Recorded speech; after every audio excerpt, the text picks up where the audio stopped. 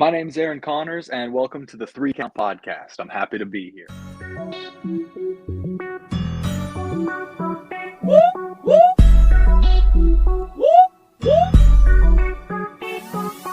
I'm in fashion, heroic cold. Welcome everybody to another great edition of the Three Count Podcast presents Now Entering the Ring, and I'm your host, Clifford Red Dog Miller. That's right, the man that leads you up this mountain called wrestling. That's right, you should call me your Sherpa because I've asked you guys now to call me your Sherpa numerous times. I've yet to get one person to tweet it out to me, so if you can, just tweet it out like my Sherpa, right? But it's never about me, it's about who's entering the ring and why, because every good Sherpa has a Sherpa who's taught them how to get there more efficiently, better, and faster. So, who's entering the ring today? This man can be found at Slaughter Knocker Wrestling. You can find this man at PWX, UCW, LAW, and MVP. He is one cool cat. Give it up for Aaron Connors.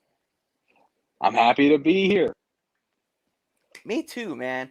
So we've met a couple times. We've talked at different places. One place I forgot to mention, SCWA. But we've had so much fun, like just jaw jacking back and forth, just messing around. So thank you, for coming on the show. Absolutely. I always love when I hear that you're going to be on the same show. It's always so much fun. Bet, man. So listen, man, I'm gonna just ask you right off the start. Who is Aaron Connors? Aaron Connors is just a music-loving, honestly, wrestling fan and a nerd from Pennsylvania who I did not think I would be doing this a couple years ago. Well, what brought you into the sport? At one point, I had a buddy who knew the trainers over where I got trained at PWX. He knew the trainers. He wanted to take lessons. He dropped out first lesson. I was there. We were going to be a tag team, but he didn't keep going. Originally, I'm not the biggest guy. I've never been a sports guy. I thought I'd just do commentary. I figured I'll learn how to do this a bit and just so I could do commentary better. But they just kept teaching me stuff, and it kept going. So now, here we are. And honestly, this has been a lot of fun. Yeah, it's crazy to think about. Like, I know, especially where I train at, right? I remember starting in, and I was like one of like 2 or 3 students. The next week, there was like 30 or 40, and I was like, yo, this is what it's going to be like? Cool. And then after that, there was like, the next week, there was 3. And I was like, oh. And my trainer was like, yeah, that happens all the time. I was like, bet. Yeah, that was weird. When I first started there, we came in, and there was like 7, 8 people training. And then at one point, all of them but 2 of them left. A whole bunch of them have slowly come back. Okay. I think we've had a couple who've kind of like drifted off, just made their way back, but obviously with COVID and stuff like that, people don't want to like get involved, so they're just like, nah, we're just gonna stay where we are. We're not gonna train or whatever, whatever's their thing. And a lot of people have watched, they're like, man, you've gotten so good. I'm like, yeah, because I go to training and I practice. Oh, I shouldn't get started on that.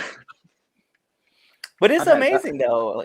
Like I don't mean to put people. I'm not gonna put names out there. But it is amazing to see people like that come back and they're like, dude, like, and it's always those guys that haven't been training for like years, right? Or they step away for a little bit, because sometimes you just need a break. And then you come back and like, man, you've improved so much, right? I'm like, cool. You could too if you just came back and worked. You get those people. Like I have people I'll see like that I used to know in high school who knew me when I was, like I said, I didn't do sports. I didn't do anything. I went to school, went home, played video games. That was it. And they'll see me and they're like, "Oh my God, you're really different." I'm like, "Yeah, because I exercise now." That's it. It's not much different. I've done jumping jacks. Hey, every time you add one more to it, though, you get one more better. So I'm curious, though, man, because like you said, you've kind of been in for a little bit, and I just want to know, like, what's the worst bump you've taken so far? It's dumb. It's a suplex. I hate suplexes. Everything we take, if you throw me from the top of something, I got enough adrenaline that I'm good afterwards. that little suplex, if I hit it just slightly wrong, that's it. The rest of the week's done. Yeah. Yeah, I can get that. I can get it with that. I can understand that a little bit. I've fallen on my head a dozen times. I get right back up. I think that's going to be awful. I stand up. Oh, I'm fine now. Lightly hit my butt from the ring. Well, we're done. We're done now. Time Yeah. to go home. Tailbow's out. I'm not feeling it no more. So I'm curious, man, because I know the person that's been training you, right? And I kind of want to know this question, but who's hit you the hardest? Chambers is up there. O'Reilly Chambers is up there because we go hard on each other. He knows. He lays them in. There was one I faced Ampo for a match, and he kicked me in the back so perfectly in the kidney that was so bad. But I think it's Chambers. Yeah, I'm not gonna front, man. Like every once in a while, I hear him chop somebody. I'm just like, no, not at all. Like I don't want that. I know those chops way too well. Yeah, and he always delivers like one or two, and they just echo, and I'm just like, You could yeah, pull forensic. You could pull forensics from my chest now and then. yeah, you could. I've seen like, I've seen him like put bone imprints in people. Like we were at PWX, and like somebody was working a move, and he told them to sell, and they weren't really selling, so he just pow, let them know right there on the spot, and I was like, yeah, he had that coming. That whole locker room just loves their chops. I assure you. You ever face J. Rue? No, not yet. That's become it's just become J. Rue's chop shop. That's everything for him. He can hit you with a chop no matter what you're doing to him. We had a battle royal down at MVP, and I want to say 7 different people. Every time I got up and I slipped away from someone, I'd stand up and just straight into it. That's why I wear the vest, right? Because I'm just like, no, you can chop me, and I will sell the force of your chop, but I will let people know, like, I wear a vest to protect me from chops. I've talked to like 4 people about getting like a nice Vespa logo on it because I don't have like a whole lot of chest muscle. But every one of them was like, no, you gotta go shirtless. You have to. I'm like, all right, fine. And it always feels like I regret it. Yeah. That's why I tell people. That's why people always like, oh man, yeah, everything works. It makes sense. I was like, yeah. Also, when people hit me, I'm just like, it hurts, but not as much. I was gonna say it's probably like Roman Reigns wore it for like 4 years. Yeah, but I think the difference is that Roman Reigns would sell the chops, like, which was really dumb because like he had all that padding up here, and He he had like a get chopped. safety vest. Yeah, he's just like, ooh, ah. I'm like, no, dude, like I've been chopped with the vest on. It does not feel. It doesn't. It doesn't. You still feel the force, but it's like it doesn't. You can't be selling it like that. I was like, mine's like paper thin, and his was like professionally upgraded with like padding, and I He's was got like, like stop that. every time I saw it, I would look down the back and he's got like a spine thing down the back of padding, and I'm thinking that doesn't seem fair at all. Yo, people kick him in the back, and he's like, ooh. I'm like, why? Why are you selling that? Stop selling the kick. Like, it doesn't hurt. You have pads Don't you on, lie to man. me. I know. I was like, I've seen those pads. I've had them on. They don't hurt. Stop it. Although I'm not gonna lie, I had a second vest that I was wearing for a while. It had all like hard plastic on it, and inside was rivets, right? And so this guy, JS Hawthorne, he threw me, and that I immediately regretted wearing that vest that day because like when he threw me and I landed, all those rivets like dug into my skin, and I was like just marked up. I was like, yeah, and it kind of ripped apart, and I was like, I think I'm just gonna wear this for show and tell from now on. we had I don't know why this made me think of it, but we had a match. I had a match with one of the people down there. The guy had broken his hand or his finger or something, and he's doing the match. He wrapped his hand and he stuffed it with like kid socks for some extra padding because he has a kid, so he just grabbed a handful of socks and used them as extra padding. Immediately did that wrap like start to fall off, and there's just like children's socks littering the ring. And I would think I was the only one who knew where they came from because the ref is staring at them baffled. Well, why there's like a 3-year-old sock just sitting in the middle of the ring. that's, that's wild, man. I'm curious though, man. So like, while you're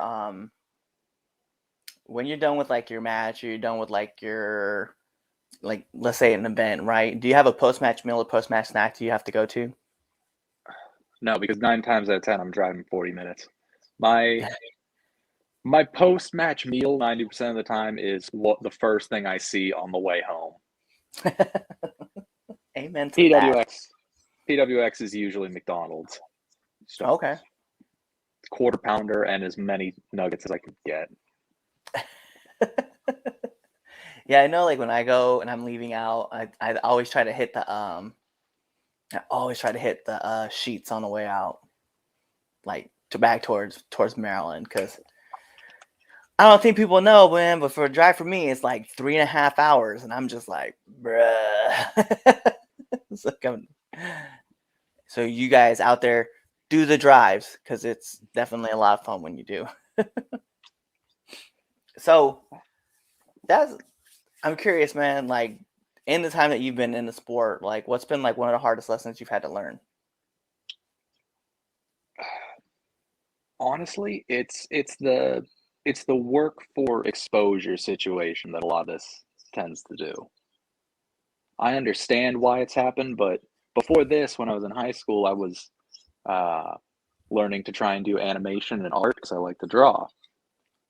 And in that situation, if you are an artist and you go to an artist and you say, "Oh, I just want to pay you with exposure," that's insulting. That's just flat out something you just don't say that to them. So to be in a business where that is not only like accepted but encouraged in some cases is so hard to grasp. It feels so foreign to me. Yeah, yeah, I agree. It's one of those wild things that you're like in certain places. Like I definitely can understand where like maybe this promotion has like a television deal with like the local area, right? And you want to just get in just to get in. I could definitely relate to that and understand. I'm like, yeah, I bet I can go with that.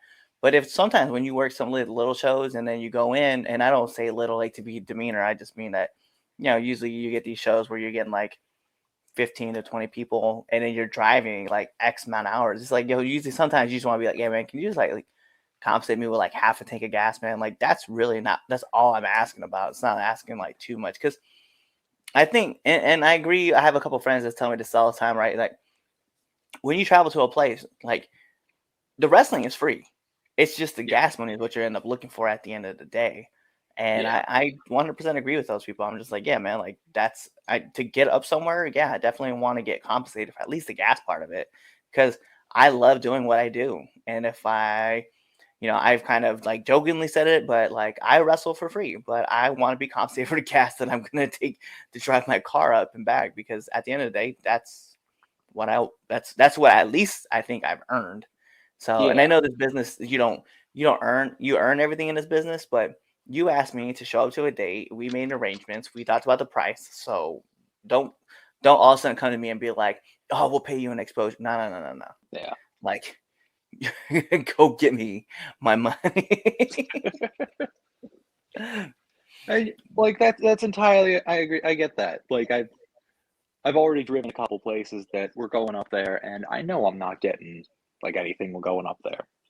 But driving up there and thinking, all right, this is gas money. I got to work this into the budget. I got to make sure I have money for groceries, rent, and this now, which it's why I got so gung ho when I started making merch. I got a whole bunch of merch so it's ready because that's gonna be some days that's the only profit I make if I Yeah. sell any of it.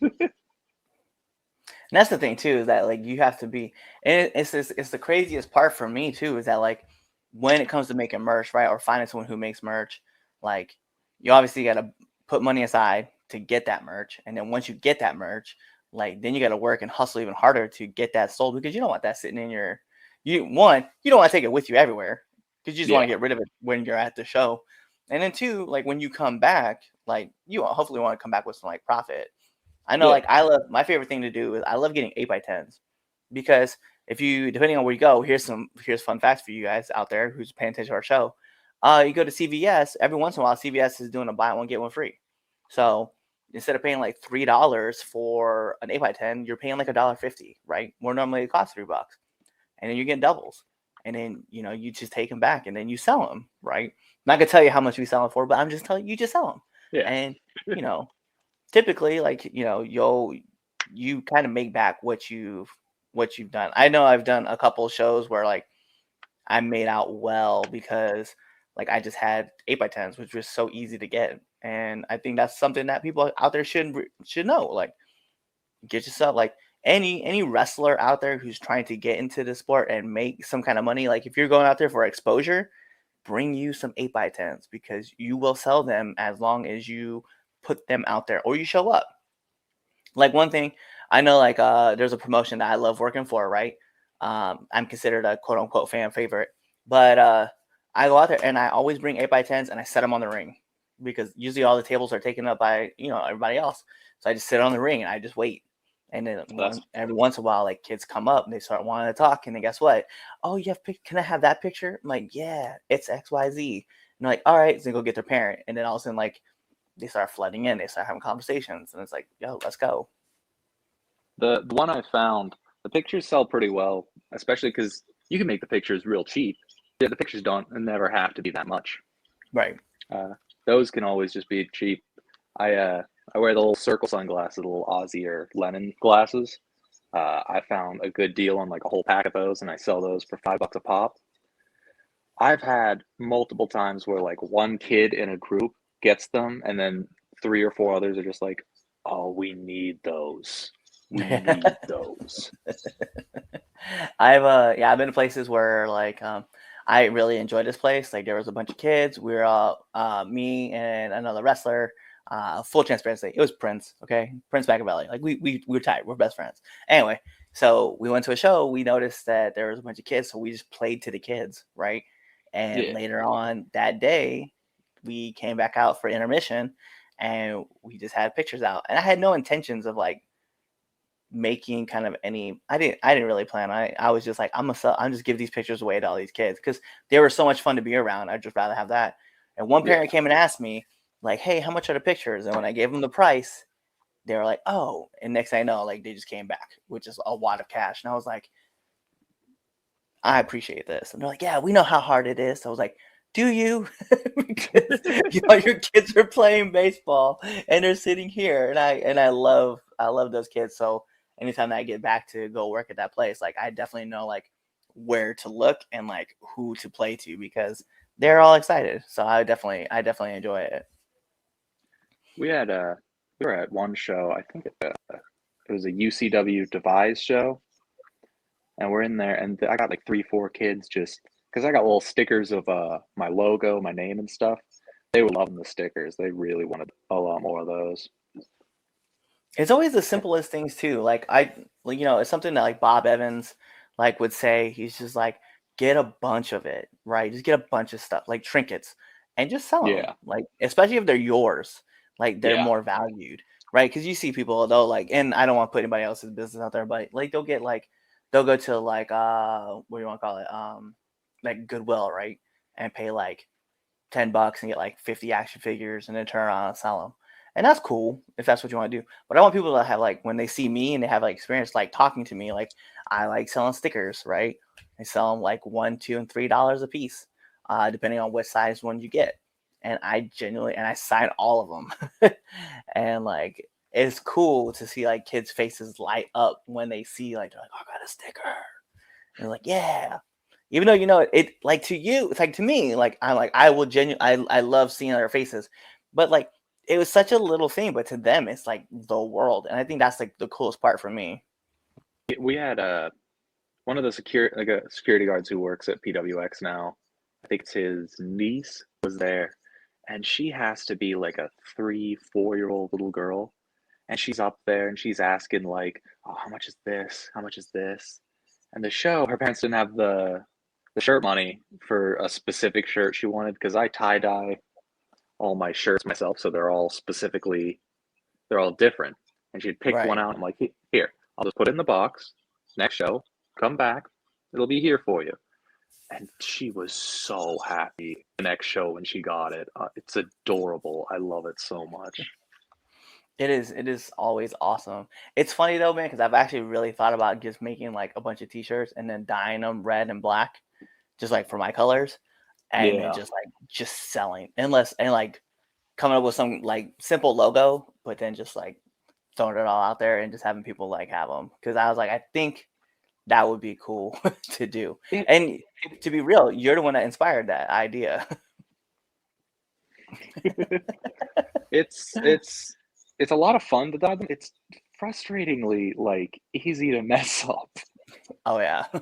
Like I don't even use like good dye. I'll be honest, I use rather cheap stuff because I can afford rather cheap stuff. But you start to put a dye on there and it just bleeds everywhere if you're not careful. Yeah, it really does. And I pick like the worst colors to pick because like red and black will just go everywhere. I the first batch I did, some of them, if you look at them, the shoulders are like almost pitch black right here because I hung them up to dry and they're just like slightly touching the one next to them, so the dyes are just bleeding into each other for 2 days straight. Yep, yep, I remember that. So let's talk about it, man. Like if you had any advice for like upcoming wrestlers, what would it be? Ooh, One the immediate thing I think of is the get the trinket thing. Get the small trinkets. That was the specific thought behind the sunglasses. I wear them. I know I can get these for a good price. These are entertaining. People love them. People want these. These are a good, can always refill this. But on top of that, put your logo on everything. If you think you're putting it on too much, put it on more stuff. yep. If someone can walk down the street and see that and know exactly what that logo is from, you did it. That's exactly what you need to do. Yep. You are a brand. Make yourself a brand and show everybody like how well you represent your own brand. I agree 100% with that. So going on, man, we got to talk about it. So you've been in a few different locker rooms, especially up in the PA area. So I'm curious, man. I need one do and one don't of the locker room. It seems so broad and so dumb, but do greet everyone, shake hands, say hi, and don't just, hey, how's it going? Hey, how's it going? Hi, I'm so and so. Get names. Talk to these people because this isn't. It's weird to say, but every company does have at least the minor mindset because this whole business has it of we're a family. We're not just a business. So many people want this to be a family, and you don't just brush off family. You talk to these people and you get to know them. It's going to help you infinitely more. And listen. So many people don't listen. I can only describe don't as don't decide you know more. I can't explain it more better than that other than just don't come in here thinking you have all the answers. Especially if you're just learning. Like I'm 2 years into this. I will not go into a locker room and say, oh, well, obviously I know what I'm doing. I've been in a headlock. So, I'm in charge now.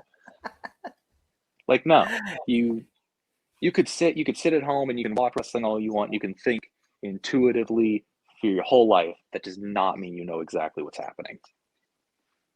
Oh no, you're 100% right, and that's like it's funny because you mentioned it too. Like I've been in just over 2 years as well, and like I I started this show simply so that I could get more information and more advice from people because I was like, I don't know it all, but I love like learning new things. And so learning anything from anybody is always going to be better. And that's why I'm always like, yeah, let's ask the questions. Let's figure this out.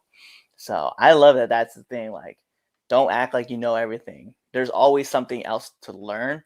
And my favorite thing, like Karen, I've heard this probably numerous times now. If you think you know everything, get out because there's nothing left for you. Yeah. So those are all my heavy hitting questions. But Aaron, we have to play the second best segment of this podcast, right? And you're probably wondering what's the first, and it's the Red Dogs Power Rankings that you can find every Sunday on our debate show. But this is the 3 Count Podcast, 10 count questions, and this is how it works. Mr. Aaron, I'm going to fire off 10 questions at you, rapid, fast. Right. Whatever's your answer, that's your answer. So, sounds good. We will put on the imaginary timer for added pressure. All right. Bing! And here we go. SmackDown or Raw? SmackDown. Favorite movie? My Cousin Vinny. Yes. Red lenses or blue lenses? Red. Favorite color? Green. 70s or 80s rock music? I want to say 70s. Favorite submission move? That would be cattle mutilation. Yes, it's a great one. I love it. Disco Inferno or Dude Love? Dude Love. Favorite podcast? Oh, I don't know. It's been a minute since I listened to it. Like, I've sat down and listened to it. We're going to go with 3 Count Podcast. It's like the only choice, right? I mean, it's not like it's marketed everywhere. Right. Nominate one person that you want to see on this show. It's such a random one, but it might just be because he's in the upcoming show. I keep thinking of James Storm. Okay. Yes, definitely one person I want to get on this show. I love seeing stuff about James Storm. It's always so fun. He's got such great stories and a lot of great knowledge. It's definitely one of the things I'm going to do. And then last but not least, my favorite question to ask every single person who comes on this podcast. Favorite curse word? It's a British one. I love wanker. I love wanker. You wanker. Bet. Well, those are all my questions. So the last thing I need is for you to let our listeners and our viewers know where they can find you. You can find me pretty much every month at PWX. That's the regular. Online, I have a TikTok. It should just be Aaron Connors. And I should be coming on to Twitch soon. Want to start doing that more? It'll be King Clyde. Don't know why I named it that, but that's where we are. Bet. Well, there you have it. He gave you his handles. He told you everything you need to know. So like every good wrestling match, we got to take this home. Because this is the 3 Count Podcast presents Now Entering the Ring. And like I said, I'm your host, Clifford Red Dog Miller, the man that leads you up this mountain called wrestling. You should call me your Sherpa. You better be calling me your Sherpa. Because like every good Sherpa, you got to have someone who's been there, done that, and can do it more efficiently than you can. And that's why it's never about me. It's about who's entering the ring. And you see him right next to me, right there, Mr. Aaron Connors himself. So you guys know what to do. Tune into the next episode and be there, or you just wait for this episode to end. You wait for that outro, and then you choose another episode to listen to. Peace. Adios. What's going on, 3 Count Nation? I'm Clifford Red Dog Miller with the catchphrase. But what I really want you to do right now, go to twitter.com, right? Go over there, find us at the 3 Count _ pod. Give us a follow, give us a like, give us a comment. We want to talk to you guys. Go to IG at the 3 Count Pod. Give us a like, give us a follow. Leave us a comment. We want to interact with you. Go to youtube.com, give us a subscribe, turn the bell on, turn the notifications, leave a comment. We want to talk to you. Go to anchor.fm/the 3 Count Podcast, and in there, you can leave us a message, and we will talk to you. Basically, what I'm trying to tell you is that we want to talk to you. We want to have fun with you guys, and we love listening to what you guys have to say. Also, one thing I need you to do for me, the 3 Count Podcast also has merchandise. Oh! At ProWrestlingTees.com/the 3 Count Pod. Please go buy our t-shirts. We love you guys, and we hope you love us too. So, show us some support, please.